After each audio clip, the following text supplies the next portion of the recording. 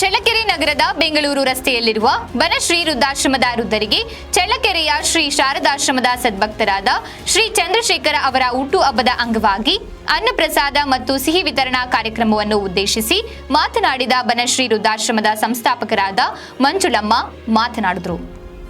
ಅವರು ಹುಟ್ಟುಹಬ್ಬವನ್ನ ಪ್ರಸಾದ ವಿತರಣೆಯ ಮೂಲಕ ಆಚರಿಸುತ್ತಿರುವುದು ಸಮಾಜದ ಜನರಿಗೆ ಮಾದರಿ ಎಂದು ಹೇಳಿದರು.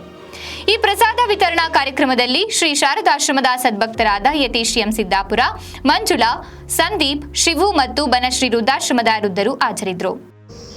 ಆತ್ಮೀಯ ಪ್ರೀತಿಯ ಬಂಧುಗಳು ಮತ್ತು ನಮ್ಮ ಮಕ್ಕಳ ಸಮಾನರಾದಂತಹ ಚಂದ್ರಶೇಖರ್ ಅವರ ಹುಟ್ಟುಹಬ್ಬಕ್ಕೆ ಅವರ ಪತ್ನಿಯಾದಂತಹ ಮಂಜುಳಾ, ಯತೀಶ್ ಅವರು, ಸಂದೀಪ್ ಅವರು, ಶಿವು ಅವರು ಬಂದು ಅರ್ಥಪೂರ್ಣವಾಗಿ ಅವರ ಹುಟ್ಟುಹಬ್ಬವನ್ನು ಆಚರಿಸಿಕೊಂಡಿದ್ದಾರೆ.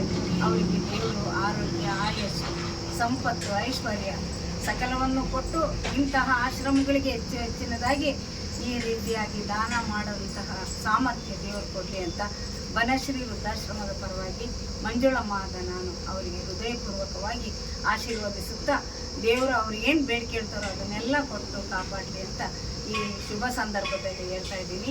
ಅವರು ಸಣ್ಣದಾಗಿ ಒಂದು ಕಾರ್ ಡ್ರೈವರ್ ಆಗಿಬಿಟ್ಟು ನಮ್ಮ ಆಶ್ರಮದ ಮೇಲೆ ಅಭಿಮಾನ ಇಟ್ಟು ಎಲ್ಲೋ ವೇಸ್ಟಾಗಿ ಹುಟ್ಟಿದ ಹಬ್ಬ ಆಚರಿಸ್ಕೊಂಡು ಹಣ ವ್ಯರ್ಥ ಮಾಡ್ಕೊಳ್ಳೋದಕ್ಕಿಂತ ಬನಶ್ರೀ ಆಶ್ರಮ ಅಂತದಕ್ಕೆ ನಾವು ಸಹಾಯ ಮಾಡಬೇಕು ಅಂತ ಪ್ರೋತ್ಸಾಹ ಕೊಟ್ಟಂಥ ಯತೀಶ್ ಅವರು ಸಹ ಈ ಸಂದರ್ಭದಲ್ಲಿ ಬಂದರೆ ಅವ್ರಿಗೂ, ಚಂದ್ರಶೇಖರ್ ಅವ್ರಿಗೂ, ಅವ್ರ ಮನೆಯವರು ಮಂಜುಳಾ ಅವ್ರಿಗೂ ತುಂಬ ಹೃದಯದ ಆಶೀರ್ವಾದವನ್ನು ಅರ್ಪಿಸ್ತಾ ಇದ್ದೀನಿ. ಅವ್ರಿಗೆಲ್ಲ ಒಳ್ಳೆಯದಾಗಲಿ ಅಂತ ಮತ್ತೊಮ್ಮೆ ದೇವರಲ್ಲಿ ಪ್ರಾರ್ಥಿಸ್ತೀನಿ.